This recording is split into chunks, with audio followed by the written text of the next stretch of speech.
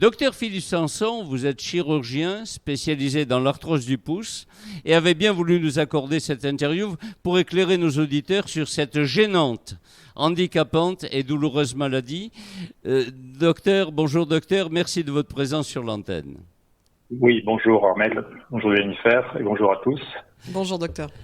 Merci beaucoup. Monsieur Dougal Benjabala, vous êtes avec monsieur Bernard Brandy, fondateur de Keri Medical, société très spécialisée de la main et du poignet depuis maintenant plus de 20 ans. Votre société, fondée en 2016, compte 100 collaborateurs, 15 000 prothèses posées par an, dont 5 000 en France. Vous êtes implanté dans 23 pays et avez formé 500 chirurgiens en 2 ans. Vous allez nous dire quels sont vos projets, vos craintes et vos espoirs. Monsieur Dougal Benjabala, bonjour.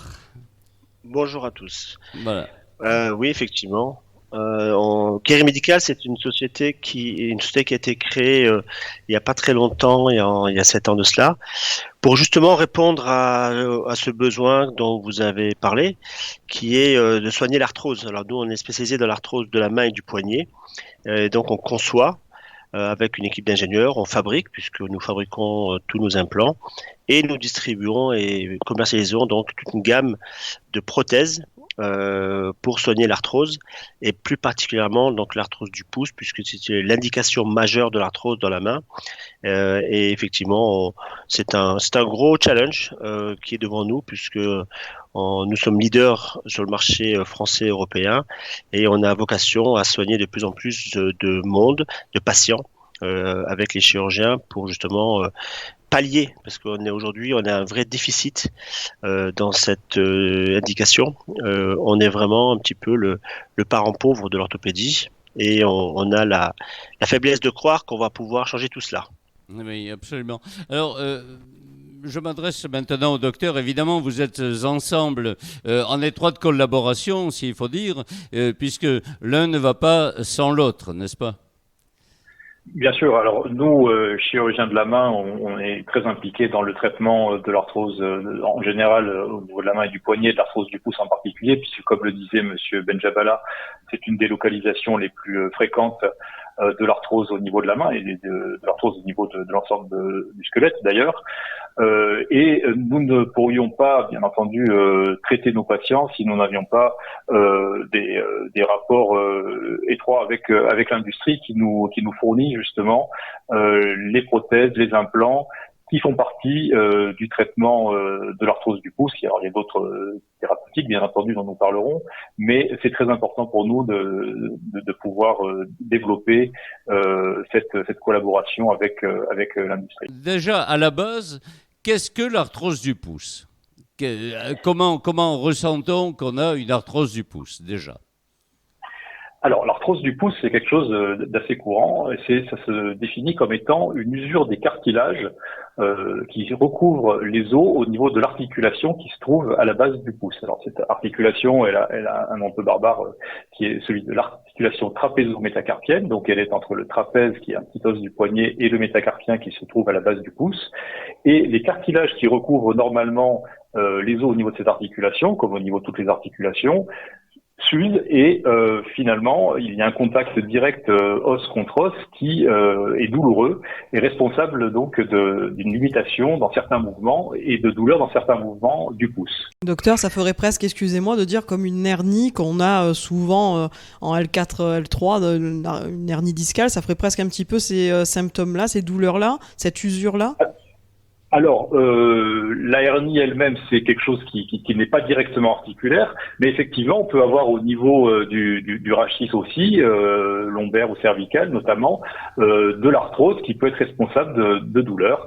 Mais c'est des articulations classiquement concernées par l'arthrose aussi, qu'on connaît bien. Ce sont les articulations de la hanche et du genou, celles de l'épaule aussi, qui sont souvent le siège d'arthrose aussi, donc de douleurs notamment qu'on appelle des douleurs mécaniques. C'est-à-dire que ce sont des douleurs qui surviennent principalement lors de l'utilisation de la main. Donc cette douleur de rhizarthrose, c'est une douleur que les patients ressentent lorsqu'ils utilisent leur main, notamment dans des mouvements de pince entre le pouce et les autres doigts. Par exemple, tourner une clé un peu difficile dans une serrure ou saisir un objet fort entre le pouce et l'index.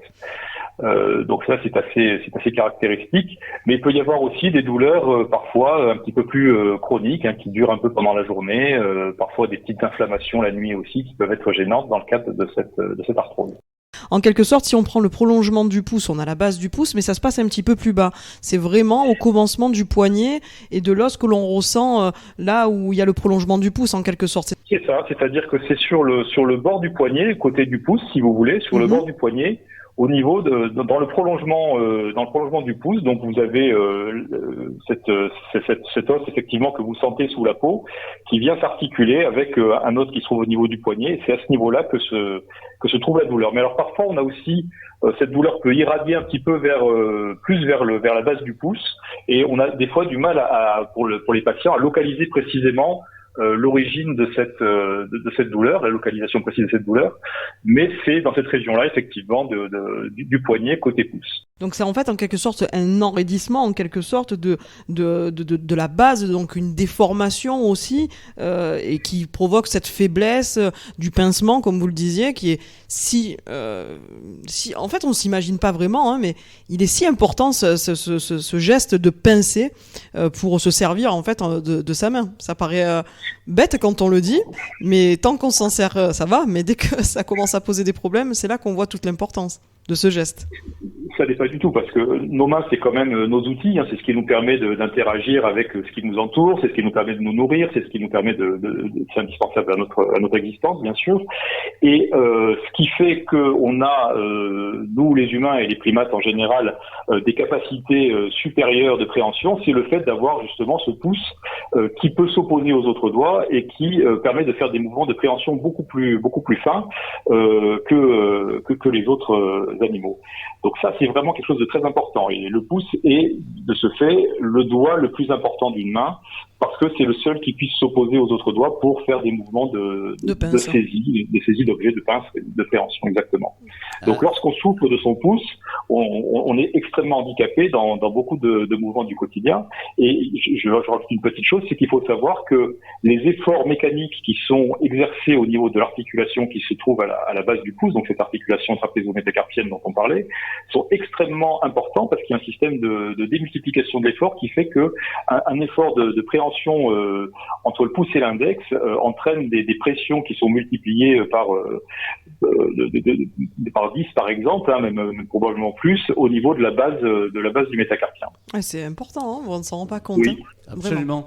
Docteur, je voulais, en préparant cette émission, j'ai regardé qu'en fait, il y avait de nouvelles occupations de nos mains, de par les claviers, parce qu'avant, on travaillait beaucoup avec les mains, alors que maintenant, en finale, on fait travailler les machines. Est-ce que le fait de ne plus travailler mécaniquement est important dans cette ride d'arthrose? C'est difficile de l'affirmer, et les études actuelles ne permettent pas de l'affirmer avec certitude, mais on n'arrive pas aujourd'hui à dire si c'est simplement le mouvement qui va révéler une arthrose qui existait déjà ou bien si c'est le mouvement qui va le provoquer. On peut pas aujourd'hui dire si l'évolution de nos occupations a réellement eu des conséquences, parce que les phénomènes d'arthrose sont des phénomènes qui s'installent quand même sur plusieurs années, voire plusieurs dizaines d'années, et le fait d'avoir aujourd'hui des smartphones n'aura sans doute de conséquences sur nos pouces que dans quelques années ou quelques dizaines d'années. Pourtant, excusez-moi docteur, mais ils le disent, excusez-moi de vous couper, mais on entend souvent dans les reportages dire que cette utilisation intensive du smartphone, ne serait-ce déjà dans la position de la nuque, toujours la tête penchée vers le bas, provoquerait des problèmes d'ordre cervical, et aussi l'utilisation de ce pouce, parce que c'est vrai que les jeunes, quand vous les voyez écrire un message, vraiment il y a une rapidité du pouce. Alors on peut se dire, bon, c'est bien, quelque part ils musclent leurs doigts, mais comme vous le disiez, je comprends qu'on n'a pas de recul, mais vraiment c'est pas une utilisation vraiment intensive qui favoriserait à une usure prématurée. Alors, c'est possible, comme je vous le disais, mais cette usure, elle va pas être immédiate. Les symptômes qu'on ressent immédiatement parce qu'on sollicite beaucoup nos pouces avec le smartphone, ce sont plus des problèmes de tendons, d'inflammation tendineuse, qui sont produits assez rapidement après une occupation, plutôt que des problèmes d'arthrose, comme je vous le disais, qui se révéleront plutôt dans quelques années ou dans quelques dizaines d'années. Donc, c'est possible. C'est pas certain que ça soit le cas, mais c'est possible tout à fait que l'utilisation du pouce tel qu'on l'a aujourd'hui avec les smartphones ait des conséquences dans quelques temps. Dès l'instant où vous déterminez cette maladie chez un patient, est-ce qu'on passe quasi immédiatement à l'opération ou est-ce qu'il y a quand même une période durant laquelle on va peut-être essayer d'éviter l'opération, tout du moins de faire de la kiné, enfin que sais-je? Oui, alors on ne commence bien sûr pas par proposer un traitement chirurgical pour la rhizarthrose, parce que c'est pas toujours d'abord nécessaire. Il y a certains patients qui n'auront pas besoin de se faire opérer de leur rhizarthrose, et parce que toutes les arthroses ne relèvent pas d'une chirurgie. Donc les premiers traitements qui sont mis en place lorsqu'on fait un diagnostic d'une rhizarthrose sont plutôt des traitements qui visent à réduire ou à mettre au repos une partie du temps l'articulation, en portant notamment une petite attelle qui immobilise le pouce pendant la nuit. Alors, c'est une attelle qu'il faut porter uniquement la nuit, une attelle dite de repos, parce que le fait d'immobiliser l'articulation pendant une partie du temps permet d'améliorer la symptomatologie, donc de diminuer les douleurs, même au moment où on ne porte plus l'attelle. C'est-à-dire que, en gros, porter une attelle pendant la nuit va vous permettre de vous sentir mieux pendant la journée. Donc ça, c'est le premier traitement qu'on propose, qui est souvent efficace. L'arthrose évoluant, il arrive que ce traitement devienne avec le temps de moins en moins efficace et qu'on soit amené à faire autre chose. Donc là, la deuxième étape qui est habituellement proposée, c'est de faire des injections, soit des injections d'anti-inflammatoires, donc de corticoïdes, ce qu'on appelle des infiltrations, qui peuvent avoir un effet bénéfique sur les douleurs, qui peuvent être répétées mais qui ne peuvent pas être répétées indéfiniment. Et il y a d'autres produits qui peuvent éventuellement être utilisés aussi, mais dont l'efficacité n'a pas forcément été objectivée, comme de l'acide hyaluronique, par exemple. Donc ça, ce serait la deuxième étape. Et ces deux étapes-là, si vous voulez, sont des étapes qu'il faut envisager avant d'envisager un traitement chirurgical de la rhizarthrose. Docteur, vraiment, on m'a posé 1000 questions à ce sujet. Déjà, on me pose la question, est-ce que cela est héréditaire ? Quand des parents avant nous ont eu dans leur vie beaucoup d'arthrose, voire justement l'arthrose du pouce, la rhizarthrose, est-ce qu'on est directement sujet à avoir donc cette pathologie ? Ce n'est pas une obligation. On peut tout à fait avoir des parents qui ont eu de l'arthrose et de la rhizarthrose et ne pas en avoir soi-même. Il y a quand même, pour ce qui est de l'arthrose en général, il y a quand même souvent un terrain familial qui fait que l'arthrose, vous savez, c'est une usure, comme on le disait, des cartilages, et on a tous de l'arthrose dans notre vie. Ce qui fait la différence, c'est que selon les personnes, elle peut arriver plus ou moins tôt dans la vie et de façon plus ou moins importante. Donc il y a des personnes qui vont effectivement avoir de l'arthrose de façon prématurée, et c'est souvent un caractère un petit peu familial. D'autre part, en ce qui concerne l'arthrose du pouce, la rhizarthrose proprement dite, il y a parfois, et ça c'est aussi quelque chose d'héréditaire, des particularités anatomiques dans la forme de l'articulation entre le trapèze et le métacarpien qui favorisent l'apparition d'une arthrose de façon un petit peu prématurée. Et ça, effectivement, c'est quelque chose d'héréditaire. Donc, on peut avoir, comme je vous le disais, de l'arthrose qu'on a un peu hérité de nos parents. Donc, c'est possible. Alors, oui. Il y a un autre constat, où l'on voit aussi que la rhizarthrose est quelque chose qui est plus fréquent chez les femmes. Est-ce que c'est vrai et pourquoi donc cette rhizarthrose touche plus les femmes à partir de 50 ans apparemment, ce que l'on dit? C'est une donnée classique pour laquelle on a peu d'explications. Mais mon impression, et je ne sais pas si Monsieur Benjabala a des chiffres sur les implants et sur ce qui a été posé chez des hommes et chez des femmes, mais l'impression que j'ai, c'est quand même on traite de plus en plus d'hommes pour cette pathologie, et dans les interventions chirurgicales qu'on fait, je n'ai pas l'impression d'avoir plus de femmes que d'hommes. De femmes, et si, peut-être, mais en tout cas pas dans une proportion aussi importante que ce que vous aviez indiqué tout à l'heure, qui sont des données assez classiques, hein. Mais j'ai l'impression que la proportion d'hommes augmente. Monsieur Dougal Benjabala, du coup, vous constatez quoi aussi par rapport à ces données? Alors, c'est vrai que, on arrive, je vais juste faire une petite intervention. En fait, quand on traite la rhizarthrose, c'est vrai que on traite de plus en plus d'hommes actifs. Et aujourd'hui, en fait, l'évolution de la prise en charge par les chirurgiens des patients s'accompagne des évolutions et des améliorations des implants qu'ils ont entre les mains. Puisque pour traiter une pathologie quelle qu'elle soit, il faut 3 composants. Il faut bien sûr des indications. Il faut également des chirurgiens formés et des bons chirurgiens. Et également, il faut des implants ou des solutions que l'on propose aux chirurgiens qui soient aboutis et qui font leurs preuves, et des preuves cliniques. Et effectivement, l'amélioration, l'évolution en ce qui nous concerne des prothèses depuis les 20 dernières années ont permis aux chirurgiens d'élargir de plus en plus leurs indications chirurgicales et de traiter de plus en plus de patients et des patients hommes et je dirais même des patients plus jeunes, très actifs, même on voit de plus en plus des prothèses posées sur des hommes manuels, qui ont des travaux manuels, et dont l'arthrose, comme l'a dit Dr Sanson, est extrêmement handicapante, hein, puisque quand on a une arthrose du pouce avérée, on perd de l'autonomie.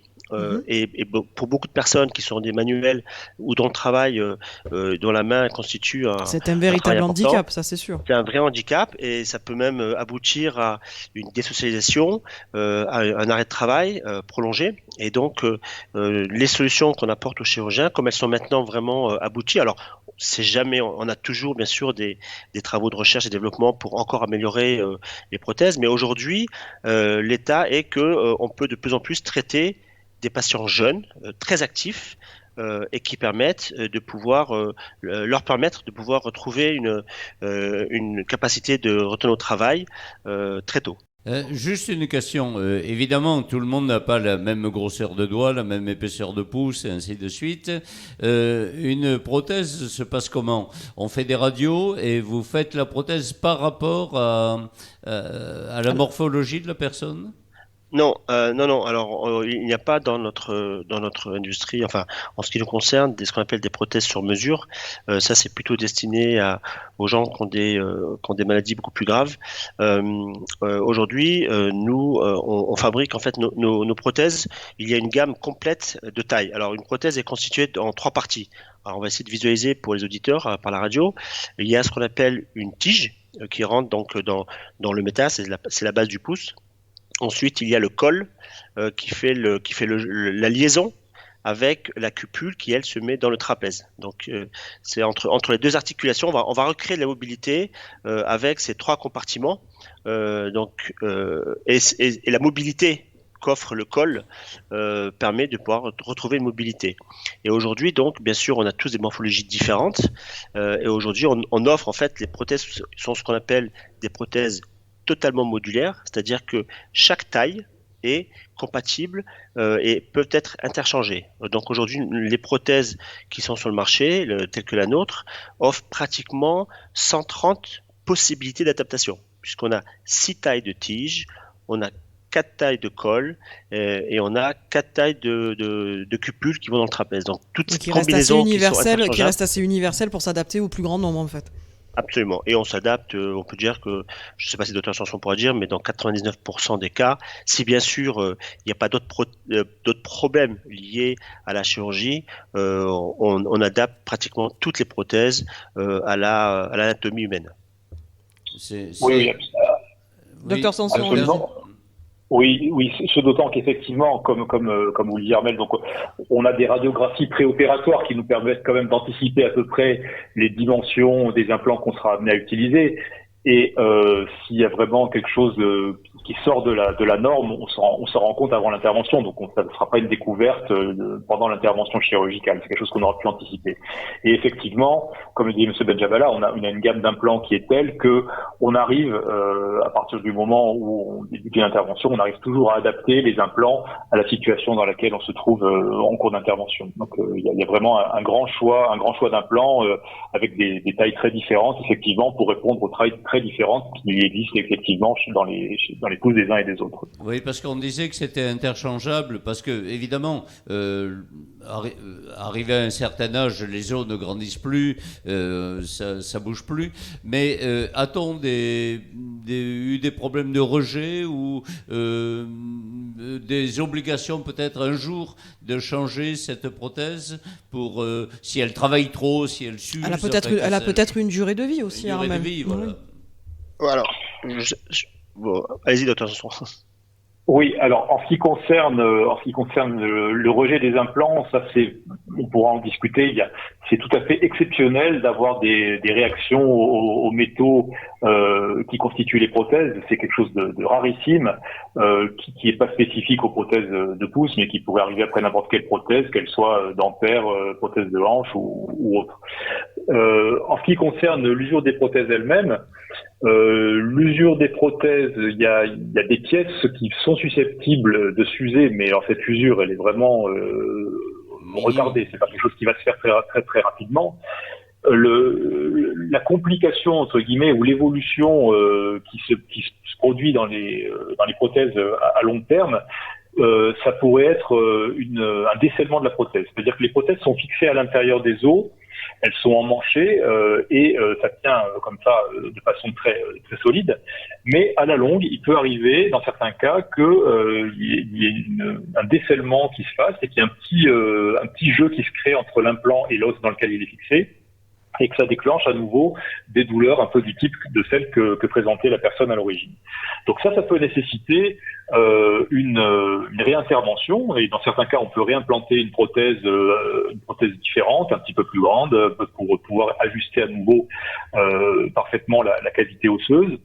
Dans certains cas il existe des solutions de recours aussi, mais ce sont des choses qui surviennent de façon retardée. Alors c'est à peu près le même problème que pour les autres prothèses, comme je fais toujours l'analogie avec la prothèse de hanche, parce que la prothèse trapézo-métacarpienne ressemble vraiment à une prothèse de hanche en réduction, mais pour sa durée de vie, c'est la même chose. Donc quand on met une prothèse, on sait que, je crois que, mais Benjabala pourra me confirmer, je crois que les taux de survie des implants, c'est-à-dire les probabilités de survie des implants à 12 ans, parce que c'est les chiffres dont on dispose pour les implants actuels, est de l'ordre de 92%.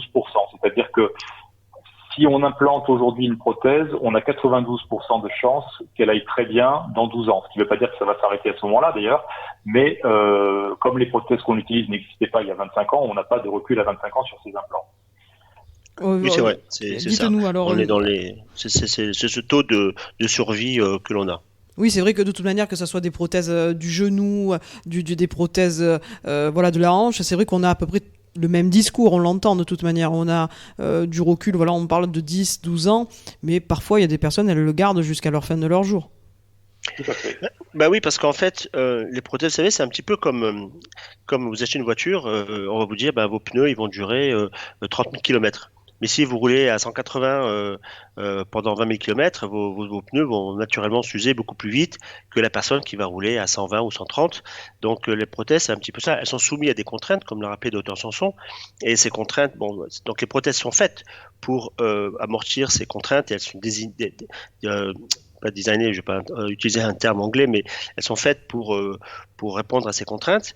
Mais bien sûr, un travailleur de BTP qui va travailler peut-être 8-10 heures en utilisant sa prothèse sur un marteau-piqueur ou autre chose, va contraindre la prothèse d'une manière plus intense. Extrême. Oui, Et donc, on va réduire la durée de vie de cette prothèse. Mais, comme l'a rappelé Dr Sanson, dans la majorité des cas, si ce n'est qu'une usure de la prothèse, on peut réopérer, changer et ensuite retourner à ses activités. Donc c'est là que l'évolution technologique a permis d'apporter aux patients un confort de vie et une capacité de pouvoir retrouver une vie normale avec une prothèse. D'ailleurs, Monsieur Benjabala, depuis combien de temps elles existent, ces prothèses que l'on peut aujourd'hui, donc, face à cette pathologie, donc avoir ces opérations et avoir des prothèses qui, en plus, si l'on comprend bien, sont de très bonne qualité, puisqu'elles nous permettraient de réavoir une vie au quotidien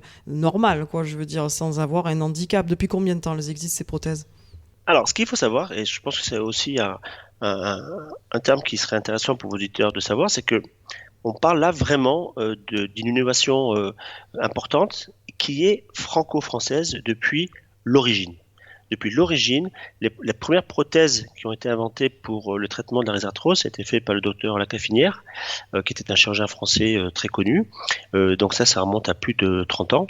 Les premières prothèses, alors bien sûr, ensuite, il y a eu plusieurs générations de prothèses qui ont évolué avec les nouveaux matériaux, avec l'expérience, parce que on dit toujours que on s'améliore aussi de nos échecs. On apprend tous nos échecs, donc la médecine n'échappe pas à cette règle et on apprend toujours des évolutions passées. Et puis là, on arrive sur une 4e génération de prothèses, comme l'a dit Dr Sanson, qui sont très proches, parce que c'est vrai qu'on s'inspire beaucoup de ce qui se fait dans l'industrie orthopédie, notamment les prothèses de hanches ou même de genoux ou d'épaule, puisqu'on traite l'arthrose dans différentes régions du corps, mais les matériaux sont pratiquement les mêmes.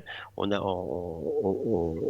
va bien sûr adapter à la morphologie de la main, mais aujourd'hui, on peut dire que depuis une bonne dizaine d'années, on a des prothèses sur lesquelles on peut cliniquement prouver que leur durée de vie est suffisamment probante pour dire qu'on peut soigner des gens d'une façon durable. Donc ça fait plus de 30 ans que ces prothèses existent, elles ont évolué, et aujourd'hui, celles qui sont sur le marché actuellement, puisqu'il y a 4 prothèses importantes sur le marché dans le monde, et toutes sont issues de la recherche française. Elles sont toutes issues de la collaboration avec les chirurgiens français et elles sont fabriquées en France. Donc vraiment, ce que vous êtes en train de dire, Monsieur Benjabala, c'est que toutes les prothèses qui sont mises dans le monde entier sont issues donc de fournisseurs français qui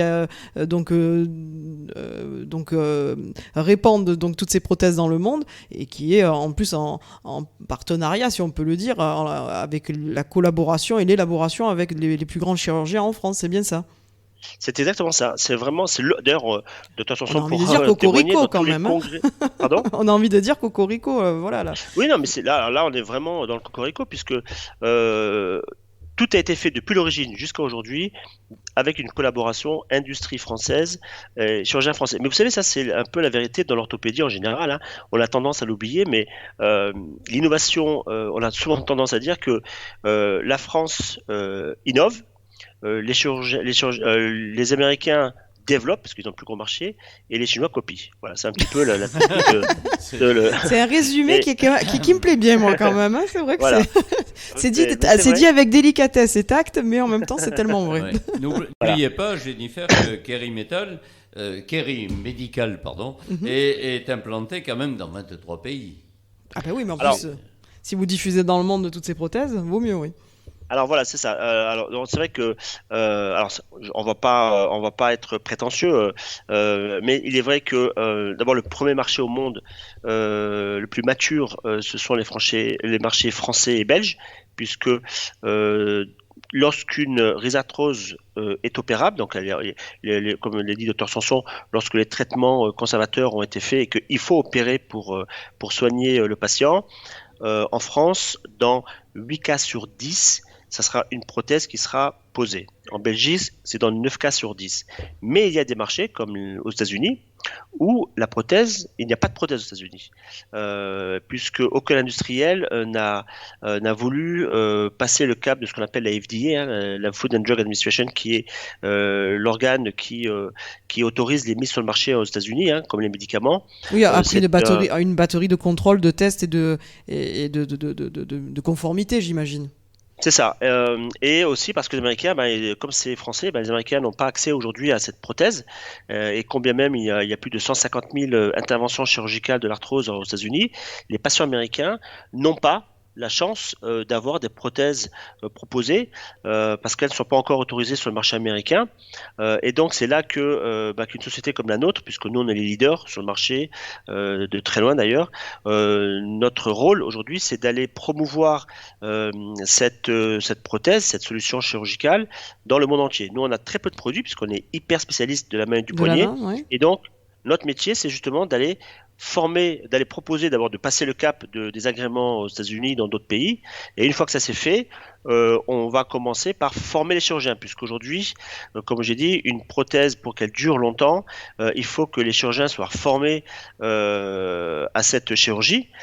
Et s'ils n'ont pas été formés à l'université ou au cours de leur cursus professionnel, ils ne pourront pas poser la prothèse. Donc, je fais juste une parenthèse. Pardon. Excusez-moi, je vous coupe. C'est parce que c'est important ce que vous dites, et vous allez le confirmer après, docteur Sanson. C'est que malgré tout les capacités, l'apprentissage, leur expérience que tous les grands professeurs ou chirurgiens ont, malgré tout, vous, en tant que fournisseur, là on parle donc de la prothèse du pouce, vous êtes là à vendre des produits, mais vous n'êtes pas là que pour les vendre. Il faut un petit peu parler du décor en amont de tout cela. C'est qu'en fait, vous proposez vos produits, les professeurs, les chirurgiens ou les organismes hospitaliers veulent travailler avec vous, admettons, et vous êtes là pour faire une démonstration et dire aussi, voilà, comment se posent ces implants, voilà, parce que vous laissez pas dans la nature, en fait. C'est pas comme quand on reçoit un collier, il y a toutes les prothèses à l'intérieur et hop, le chirurgien se débrouille avec.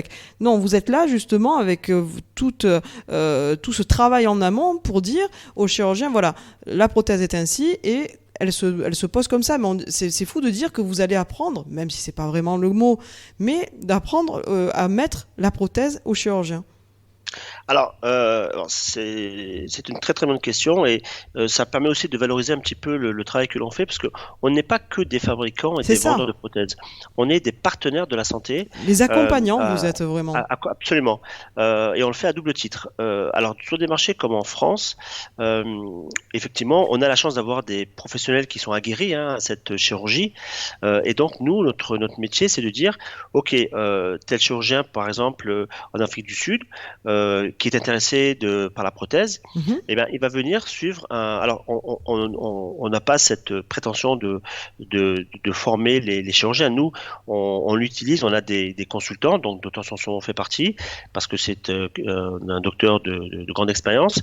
On va utiliser des chirurgiens qui vont former leurs confrères à cette prothèse. Ils vont faire partager leurs expériences, puisque lorsqu'on apprend à poser une prothèse, il y a ce qu'on appelle la courbe d'apprentissage. Et cette courbe d'apprentissage, elle est indispensable pour assurer dès les premières poses une réussite.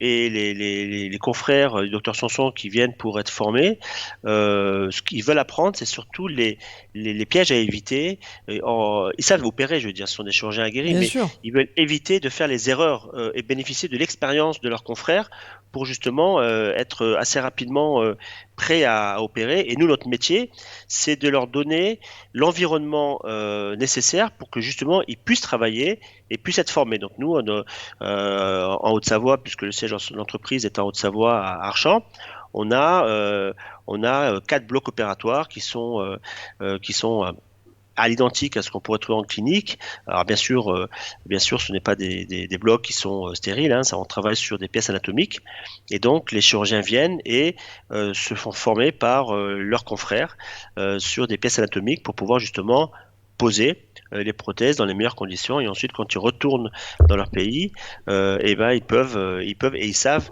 poser une prothèse. Alors j'aurais pensé sincèrement que ça se faisait d'une autre manière, c'est-à-dire que vous, en tant que représentant sur votre produit, vous seriez allé dans les blocs opératoires qui se trouvent, peu importe dans quel milieu hospitalier, que ça aurait pu être la Timone, Axiom, peu importe les services qu'on a ici de chirurgie de la main, et que vous auriez donc donné cette formation carrément sur le bloc opératoire du milieu hospitalier et non pas au siège. Voilà, j'aurais vraiment pensé que ça se faisait comme ça.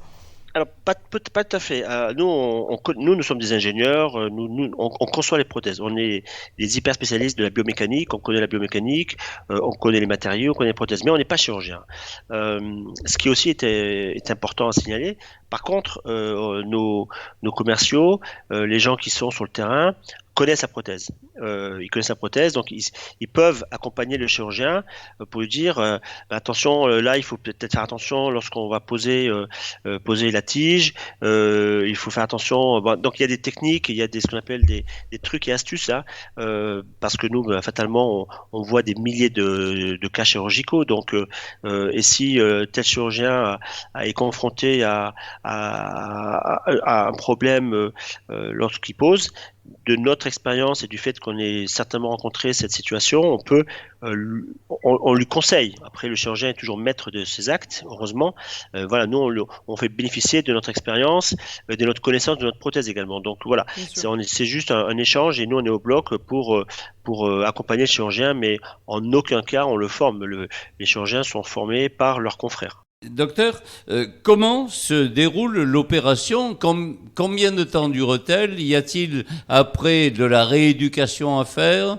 Éclairez-nous un petit peu là-dessus, car nous avons, et pas loin de chez nous, une amie qui souffre aussi de cette Corse, qui souffre de cette maladie, et qui avait quelques doutes quant à se faire ausculter, opérer. Alors j'ai envie de dire, même avant de dire combien de temps ça dure, etc. Voilà. Quand prend-on la décision de passer à l'acte chirurgical? Voilà, toute la question est là. Donc, le moment où on décide de passer à l'acte chirurgical, c'est lorsqu'une personne souffre toujours, bien qu'elle ait déjà été traitée, comme on l'a vu précédemment, par une attelle de repos et par des injections. Donc, ce traitement a été efficace ou pas efficace pendant un certain temps. La personne continue à souffrir et souhaite qu'on la soulage. Donc là, on peut lui proposer un traitement chirurgical. J'aimerais quand même insister sur le fait que la prothèse n'est pas la seule intervention chirurgicale qu'on puisse proposer en cas de rhizarthrose. C'est pas une fin en soi. Alors il y a d'autres. Non, c'est pas. Il faut pas que vos auditeurs se disent rhizarthrose égale obligatoirement prothèse. Il y a d'autres traitements non chirurgicaux dont on a parlé.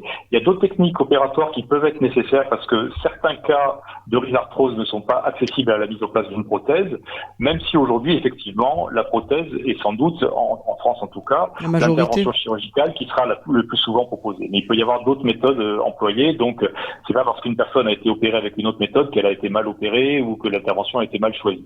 Oui, je pense que vous allez rassurer beaucoup d'auditeurs. Oui, voilà, c'est ça. Il faut pas s'inquiéter. C'est pas parce que votre chirurgien vous a proposé autre chose que c'est pas un bon chirurgien. Simplement, votre cas ne serait peut-être pas à la mise en place d'une prothèse. Et ça peut arriver. Ça nous arrive encore de faire d'autres interventions que des prothèses. Alors, en ce qui concerne la prothèse, pour la façon dont ça se déroule, ça peut varier un petit peu d'une équipe à l'autre, mais dans la majorité des cas, c'est une intervention qui se fait sous anesthésie loco-régionale, c'est-à-dire qu'on vous endort pas complètement, on endort uniquement le bras qui va être opéré. Ça se fait très souvent, quasiment toujours, en chirurgie ambulatoire, c'est-à-dire qu'on va rester hospitalisé une journée, voire une demi-journée simplement. Et ensuite, il va y avoir des soins de pansement. Alors là aussi, les choses varient un petit peu d'un chirurgien à l'autre, mais je vais vous donner une attitude classique qui est en gros une quinzaine de jours de pansement après l'intervention, qui sera fait par une infirmière, et le port d'une petite attelle qui immobilise le pouce, le plus souvent pendant 2 à 3 semaines après l'opération. D'accord. Donc ça c'est le standard d'une intervention de prothèse. En ce qui concerne la durée de l'intervention elle-même, la durée de l'acte chirurgical, on va dire 45 minutes en moyenne. Oui, ça paraît pas vraiment très long, donc assez. On va dire, je pense qu'on récupère assez vite malgré tout, puisqu'en plus on est anesthésié que localement. Donc vous disiez immobilisation avec une forme d'attelle, c'est ça vous disiez pendant 3 semaines? Oui, pendant 3 semaines à peu près, oui, c'est ça. Et après, a-t-on une rééducation derrière? Alors la rééducation c'est variable, elle n'est pas systématique. Il y a des chirurgiens qui conseillent une auto-rééducation, c'est-à-dire que le patient va enlever son attelle et va commencer lui-même avec les gestes du quotidien à retrouver la fonction de son pouce. Et dans certains cas, ou pour certains chirurgiens, on va faire de la rééducation avec un kinésithérapeute, mais qui sera toujours relativement douce et qui cherchera à retrouver comme ça progressivement l'utilisation de la main dans les gestes du quotidien, absolument. La mobilité, elle est à 100%, docteur, d'ailleurs, on la retrouve en totalité? Souvent, elle est même améliorée parce que lorsqu'on opère les rhizarthroses, la mobilité a été réduite par par l'arthrose et les patients retrouvent après l'opération une mobilité meilleure que ce qu'elle était avant. On m'a posé la question, donc, docteur, excusez-moi aussi, donc que quand il y a aussi des personnes, je ne vais pas me faire docteur à votre place, mais ça m'est arrivé parce que moi je fais des calcifications osseuses par exemple dans mes épaules, donc ça fait atrocement souffrir, mais il y a des personnes qui me disaient aussi qu'ils souffrent de chondrocalcinose qui donc au niveau des mains. Et est-ce que c'est du coup gênant quand on a ces formes de pathologie qui s'accumulent par rapport déjà à l'arthrose du pouce? Alors la chondrocalcinose, c'est une pathologie qui est d'abord qui est une pathologie qui est responsable de crises inflammatoires, un petit peu comme les crises de gouttes. Donc c'est quand même une symptomatologie qui est un peu différente de celle de la rhizarthrose.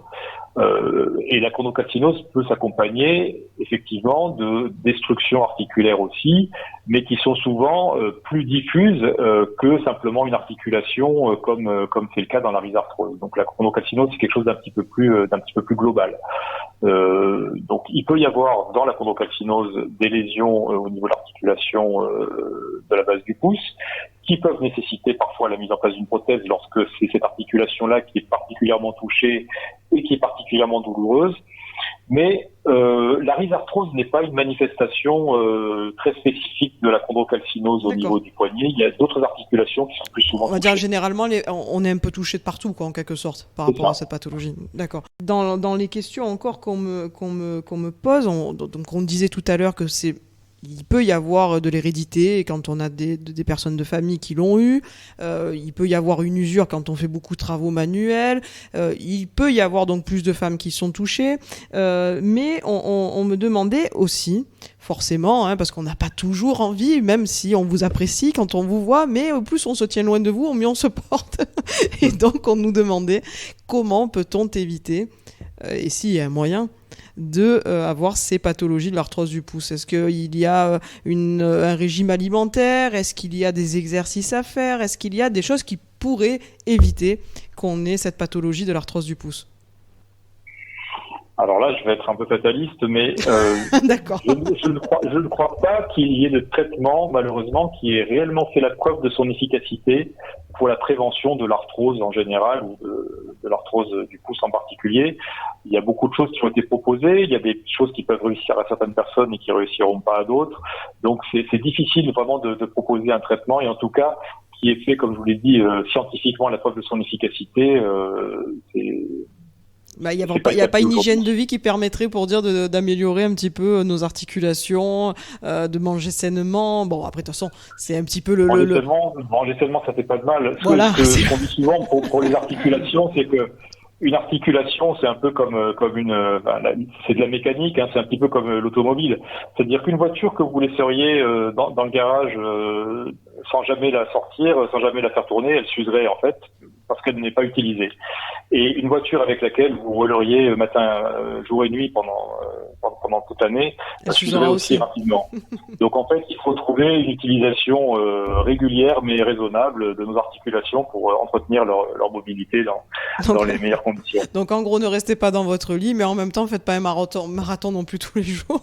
C'est ça. Exactement. En quelque sorte. Bon, mais ça, c'était un petit peu, on va dire, allez, pourquoi pas. L'autre question, je vous les pose toutes parce que je sais qu'on va me taper sur les doigts. Justement, c'est moi qui vais avoir mal au doigt après si je pose pas toutes les questions.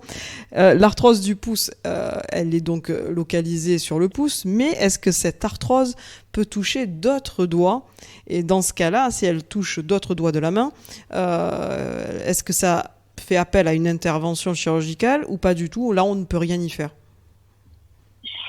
Non, alors le processus est toujours le même pour l'arthrose, quelle que soit l'articulation concernée, c'est-à-dire qu'on va commencer par proposer un traitement non chirurgical qui peut passer par des infiltrations, des patchs anti-inflammatoires, des attelles de repos, ça c'est vrai pour les autres doigts aussi. Mm-hmm. Et il peut y avoir, en cas d'échec de ces traitements-là, des interventions chirurgicales proposées. Il y a plusieurs méthodes selon l'articulation concernée. Il y a d'autres prothèses d'ailleurs articulaires que les prothèses de pouce qui existent. Il y a sinon d'autres interventions qui peuvent être proposées, notamment de bloquer certaines articulations parce qu'on est mieux avec une articulation, en tout cas pour certaines, bloquée qu'avec une articulation douloureuse. Non, il y a des solutions qui existent pour les autres articulations aussi. Il y a pas de.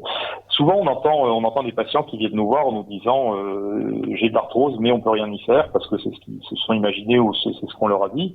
Et c'est vrai que ça, c'est aussi pour ça qu'on souhaite diffuser un peu l'information sur le fait qu'il y a des solutions quand même pour c'est pas une fatalité. Les personnes qui souffrent. Oui, absolument. C'est vrai qu'on voit, vous voyez des fois ces personnes qui sont quand même d'un certain âge avec presque ces arthroses déformantes des mains où on voit vraiment des mains très très abîmées avec des déformations qui sont impressionnantes. Parfois vraiment on a des doigts tordus, où on peut plus se servir quasiment de nos mains. C'est vrai que ça fait peur quand même quand on voit à quel degré ça peut aller. Hein. Oui, tout à fait. Alors, ce qui est intéressant de souligner aussi, c'est que l'importance de la déformation n'est pas toujours synonyme de douleur importante.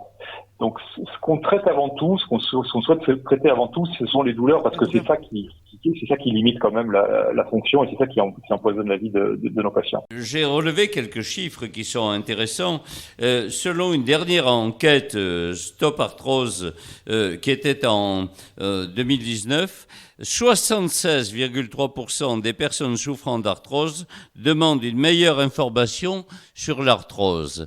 Effectivement, si je n'avais pas reçu cette invitation de la part de Avocasis pour faire cette émission, quasiment, on n'en entend jamais parler. C'est là, je me permets d'intervenir, c'est là que cette campagne, comme l'a dit Dr Sanson, intervient. En fait, il y a deux éléments qui nous ont alertés. Les professionnels de santé, donc sont les chirurgiens et nous industriels. Il y a deux choses. Si on fait la comparaison, alors si on prend ce qu'on appelle la prévalence sur la même population, c'est une étude qui a été faite il y a 3 ans de cela, la prévalence sur une population de 55 à 72 ans en Europe, sur les 5 grands pays européens, et on comparait la prévalence de l'arthrose dans chacune des grandes articulations. Les prothèses, donc l'arthrose de la hanche, l'arthrose du genou, l'arthrose de l'épaule et l'arthrose des mains et particulièrement l'arthrose du pouce. Si on fait donc sur cette même population le taux de prévalence, l'arthrose du pouce touche 2 fois plus de personnes que celles qui sont touchées par l'arthrose de la hanche. Si on regarde en France, il se pose pratiquement 130 000 prothèses de hanche en France. Alors que, comme l'a dit Dr Sanson, on traite à peu près. Alors, traitement, c'est chirurgical, c'est pas que les prothèses, mais tout traitement chirurgical confondu. Il y a à peu près 12 000 interventions chirurgicales sur la rhizarthrose. Et combien même, il y a 2 fois plus de patients touchés par cette maladie de l'arthrose. Alors, si tout n'est pas opérable dans la main, bien sûr, mais même si on prend que 10% de ces personnes concernées, on atteindrait des traitements chirurgicaux qui soient 10 fois plus élevés. Ça, c'est le premier constat. Et le deuxième constat que vous avez fait avec l'AFLAR, qui est l'association française de lutte anti-rhumatisale, non seulement 76% des personnes souhaitent une meilleure information sur l'arthrose, mais 94% souhaitent une meilleure prise en charge de la douleur par les professionnels de santé. Donc, ça veut dire quoi? Ça veut dire qu'aujourd'hui, il y a un véritable trou dans le parcours des patients. Et ce trou, on le sait, parce que nous, on le sait, entre les chirurgiens qui sont des professionnels et nous, industriels, on connaît les résultats, c'est démontré depuis maintenant de longues années, donc on a des solutions, quelles qu'elles soient, qui fonctionnent. Malheureusement, pour la main, il y a une méconnaissance totale de l'arthrose de la main. Oui, mais... En fait, c'est presque une fatalité. Allez voir votre médecin généraliste, allez voir le kiné, le radiologue. Ils vont vous diagnostiquer une arthrose. Ils ne savent pas que les traitements chirurgicaux fonctionnent et marchent très bien. Contrairement à la hanche. Mais y a-t-il une information donnée justement au médecin généraliste quand on va le voir, comme vous dites, jamais on propose, rarement, Oui. le généraliste Armel, propose. Vous l'avez vu, de toute manière, quand on a proposé ce sujet, on a sondé un petit peu notre entourage. Tout le monde était étonné quand on a parlé de la chirurgie du pouce, de l'arthrose du pouce, Alors que des millions de gens. Alors l'arthrose en général, tout le monde connaît, tout le monde en parle. L'arthrose déformante, ce que vous voulez, mais là c'est vrai que la pathologie elle-même de l'arthrose du pouce, c'est vrai qu'elle est, même si peut-être beaucoup de personnes qui nous écoutent en souffrent et connaissent ce mal, mais c'est vrai qu'on dirait que c'est encore. Alors, messieurs, docteurs, faites-vous des informations spécifiques aux généralistes? Alors c'est là. Oui. Pardon. Oui, c'est des choses qu'on fait. On a effectivement des réunions avec des médecins généralistes, rhumatologues, où on diffuse un petit peu l'information sur ce qu'on fait, sur les résultats de cette chirurgie. D'ailleurs, que finalement les meilleurs informateurs, si vous voulez, sur les résultats de la chirurgie sont les patients, puisque lorsqu'un patient est satisfait d'une intervention chirurgicale sur sa rhizarthrose, il en parle à son médecin, il en parle à son rhumatologue, qui eux-mêmes ensuite vont diriger d'autres patients. Absolument. Oui, vous disiez... Monsieur Benjabala, allez-y. Allez. Alors, c'est là qu'est née en fait l'origine il y a un peu plus d'1 an de cette campagne faite par les industriels et nous en particulier avec les chirurgiens en disant il peut pas y avoir de fatalité qui dure, c'est pas possible puisqu'aujourd'hui on a des solutions qui fonctionnent. Donc on est en 2023, donc on sait qu'aujourd'hui maintenant beaucoup de tout le monde va sur les sites internet pour voir dès qu'on a un bobo. On commence d'abord à aller sur un site internet avant d'aller voir son médecin généraliste. C'est vrai que ça a changé, ça, ce comportement. Avant, c'était direct le médecin généraliste. Oui. Maintenant, c'est d'abord je regarde. Bon, parfois, on se fait peur, parce que quand on met les symptômes, on se fait peur. Mais c'est vrai que c'est un petit peu le réflexe. C'est le réflexe. Et pour éviter justement qu'on aille sur des sites qui connaissent pas particulièrement à la fois les symptômes et puis ensuite les prises en charge, on a décidé de créer ce site arthrosedupouce.com qui est un site donc fait par des professionnels, donc à la fois les chirurgiens et puis nous qui sommes des professionnels de santé, en disant on va créer un site. Ce site est essentiellement informatif, c'est-à-dire qu'on ne dit pas aller voir telle ou telle personne, on dit vous avez une arthrose. Voilà ce que c'est, on l'explique, un site pas très compliqué, c'est-à-dire qu'il soit accessible à tout le monde, mais qui est suffisamment éclairant sur la pathologie. Pourquoi vous avez ça? C'est pas une fatalité. Il y a des solutions qui existent. Alors on mentionne tout ce qu'a dit le Dr Sanson au préalable, mais ils savent que c'est pas on peut faire des choses. Et on a lancé cette campagne il y a 1 an. On a commencé par faire donc avec effectivement l'aide de Ambre Fourneau et de sa société sur une campagne de presse. Donc qui a découlé ensuite sur même une campagne sur RTL pendant je suis désolé. Non, mais vous pouvez citer des collègues, il n'y a pas de souci.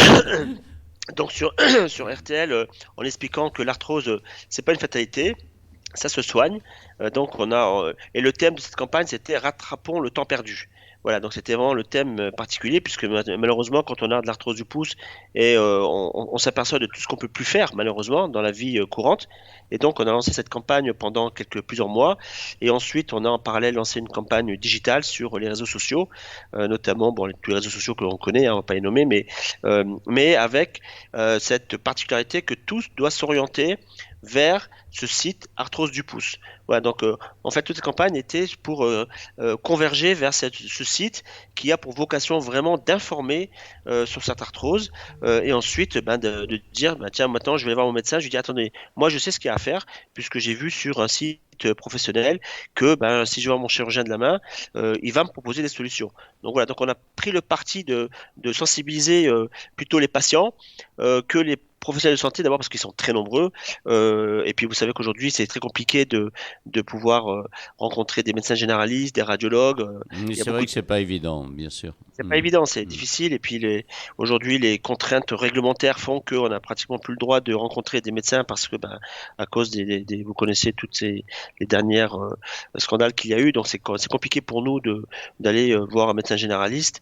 Donc et pour avoir une communication la plus efficiente possible, parce que c'était l'objectif, c'est qu'on soit efficient, c'est de lancer cette campagne qui va durer, puisque c'est une campagne qui a vocation de durer pendant plusieurs années, parce qu'il va falloir beaucoup de temps pour sensibiliser les professionnels de santé, de dire on sait que ça existe maintenant, orientons les malades, quel que soit le stade de l'arthrose, vers les professionnels. Et je le répète, la France est certainement le pays où les chirurgiens de la main sont les mieux formés.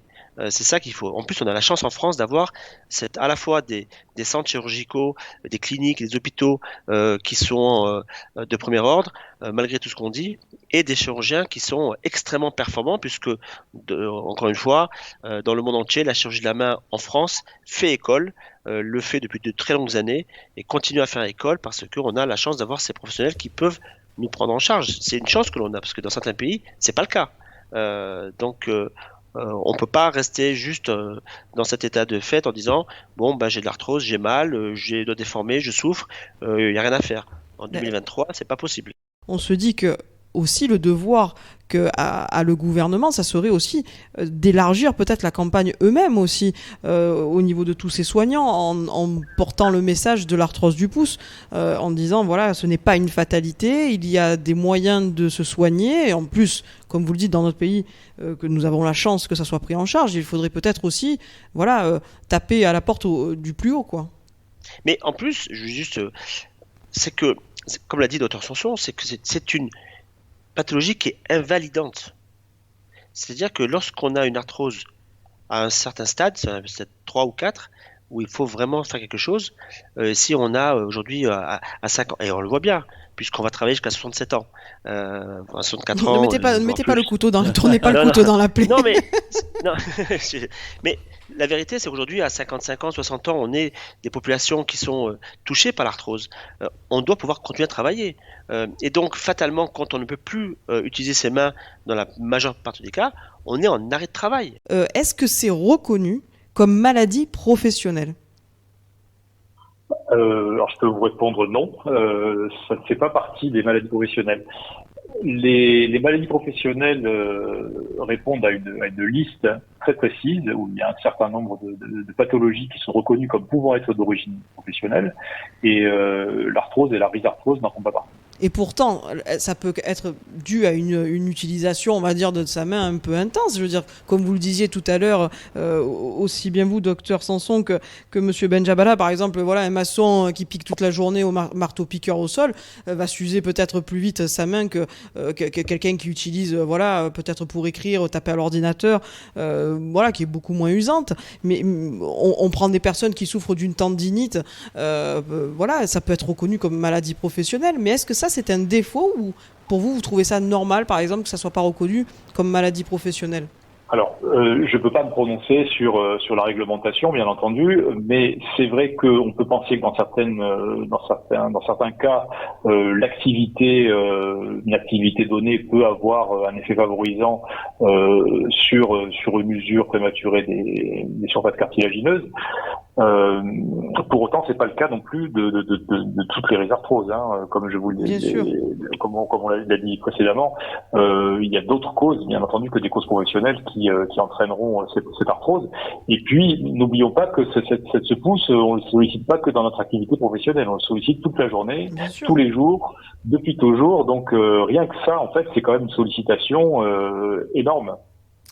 D'ailleurs, à ce sujet, nous allons avoir en deuxième heure Madame Sabrina Allais, qui est infirmière et qui avait dû cesser son activité parce qu'elle ne pouvait plus se servir de ses mains. Elle a été opérée, et là, hors antenne, en préparant l'émission, elle m'a dit qu'elle allait témoigner du fait que grâce à cette opération, elle a pu reprendre une activité normale. Et c'est pour ça que cette opération prise en charge est capitale, ne serait-ce qu'au niveau de la sécurité sociale. Oui, alors il y a une chose qui est importante, c'est qu'au départ, on pensait que les prothèses étaient réservées aux personnes âgées, en se disant que la durée de vie des prothèses serait vraisemblablement d'une quinzaine d'années, et que si on mettait des prothèses à des personnes jeunes, ça poserait problème assez rapidement. Mais l'évolution quand même actuelle de ces indications, donc des décisions chirurgicales, fait qu'on propose quand même des interventions chirurgicales de plus en plus tôt dans la vie, y compris chez des personnes, comme le disait M. Benjabala tout à l'heure, y compris pour des personnes qui sont en situation d'activité professionnelle, parce que on sait que cette intervention va donner un très bon résultat fonctionnel et va pouvoir permettre à des personnes de continuer une activité qu'ils n'auraient peut-être pas pu poursuivre si on ne les avait pas opérés. Donc c'est vrai qu'on privilégie vraiment la qualité du résultat, la qualité de la fonction, et que ce sont des interventions qui vont être faites de plus en plus tôt chez des personnes actives. Oui, parce que c'est une véritable invalidité, hein. Vraiment, il faut le voir ainsi, hein. Vraiment, ne plus pouvoir se servir de sa main. Là, quand on se dit, voilà, une infirmière, qu'est-ce qu'elle fait? Elle pousse avec son pouce, justement, la seringue pour injecter le produit, pour faire relever les malades. Tout, voilà, non, mais si vous prenez juste le fait d'appuyer Armel avec son pouce, c'est capital, on va dire. Donc, ça aurait pu. Est-ce que ça peut être même, du coup, grâce à vous, non, j'ai envie de dire, mais ça aurait pu être même une forme d'invalidité totale, en fait, de la main. Alors, totale, peut-être pas, mais invalidité pour certains mouvements certainement, oui. Et aujourd'hui, votre message, puisqu'on en vient au bout de notre intervention avec vous, messieurs, tous deux, si aujourd'hui vous aviez un message à dire, quel serait ce message afin qu'on puisse donc faire bien connaître l'arthrose du pouce, tout ce qui va avec, et comme vous le disiez, ce n'est pas une fatalité, cette pathologie, on n'en vient pas forcément toujours à la chirurgie. Voilà. Dites-nous ce que vous voulez aujourd'hui que nos auditeurs entendent dans votre conclusion à chacun. Alors pour ma part, ce serait c'est un petit peu ce que vous venez de dire, c'est-à-dire que si vous souffrez du pouce, ce n'est pas une fatalité, il existe des solutions pour vous soulager, des solutions plus ou moins simples. On commencera toujours par les plus simples de toute façon, mais plus ou moins simples pour vous soulager et vous permettre de continuer à utiliser vos mains. Et ne restez pas avec une douleur en pensant qu'il n'y a rien à faire, mais consultez votre médecin généraliste, consultez votre rhumatologue, consultez votre chirurgien de la main, consultez quelqu'un qui puisse vous conseiller et qui puisse vous proposer une thérapeutique. Donc ça, c'était donc voilà le message qu'il faut aujourd'hui prendre conscience. Et de toute manière, aujourd'hui, on a des spécialistes dans tous les milieux hospitaliers. Il n'y a pas besoin d'aller dans un centre plus particulier qu'un autre, docteur Sanson ? Alors, en ce qui concerne la chirurgie, il y a des centres de chirurgie de la main. La chirurgie de la main est une discipline qui est reconnue par l'ordre des médecins comme un peu spécifique. Donc, il faut, si vous devez bien sûr vous faire opérer ou être pris en charge, consulter un chirurgien de la main. Alors, j'informe tout de suite les patients que ce n'est pas parce que vous allez voir un chirurgien en consultation que vous allez forcément repartir avec un rendez-vous pour une intervention chirurgicale. Ce que vous disiez en préambule. Oui. Voilà, notre métier, c'est avant tout d'informer les patients sur ce qu'ils ont, sur les possibilités thérapeutiques existantes et de leur proposer le traitement le plus adapté à leur situation, qu'il soit chirurgical ou non chirurgical. C'est vrai que je pense tout de suite, moi qui suis du côté d'Aix-en-Provence, je pense tout de suite à la clinique Axiom, qui est vraiment, je crois, un centre spécialisé de la main, il me semble. Mais il y en a d'autres aussi sur Marseille. Il y a lesquels qui sont spécialisés sur la main. Alors, je vais pas vous citer les centres spécialisés. Alors d'abord, je fais pas partie de la clinique Axiom, pour que les choses soient claires. Mais il y a plusieurs centres spécialisés dans la chirurgie de la main qui sont faciles à trouver. Il suffit de regarder sur Internet, les patients savent le faire. Qui sont faciles à trouver. Simplement vérifier que les équipes que vous voyez sont des équipes de chirurgie de la main. Il y en a quelques-unes dans la région. On a la chance d'avoir un pays et une région en particulier qui est riche en chirurgiens de la main, comme on le disait tout à l'heure. Donc consultez les équipes. Il y a plusieurs équipes à Marseille. Il y a des équipes dans la région aussi. Bon, je sais qu'on va me demander vos coordonnées. Donc si on va sur Internet, on vous retrouve. Docteur, vous êtes sur Marseille, il me semble bien. Donc je sais qu'on va me dire. Où est docteur Philippe Sanson ? Les chirurgiens, tout ça. Non, mais après, vous savez, nous on fait les secrétaires après Armel. Donc voilà.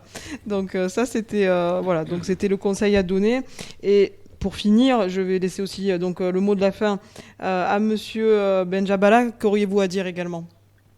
Moi, j'ai envie de dire que une note positive, c'est que, pour résumer, on a la chance, je vais me répéter peut-être, mais je pense que c'est important de le redire, on a la chance en France d'avoir à la fois des chirurgiens spécialisés dans la chirurgie de la main. On a également des centres spécialisés qui sont des très bons centres. Bon, vous avez la clinique Axiom, mais il y en a partout.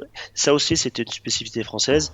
Il y a quelques années, on a créé en France ce qu'on appelle des SOS mains, et c'est un des rares pays dans le monde qui a une telle une telle organisation pour la chirurgie de la main, en tout cas en particulier, partout en France, on a à moins d'une heure de route de voiture des spécialistes de la main qui vous accueillent tout le temps.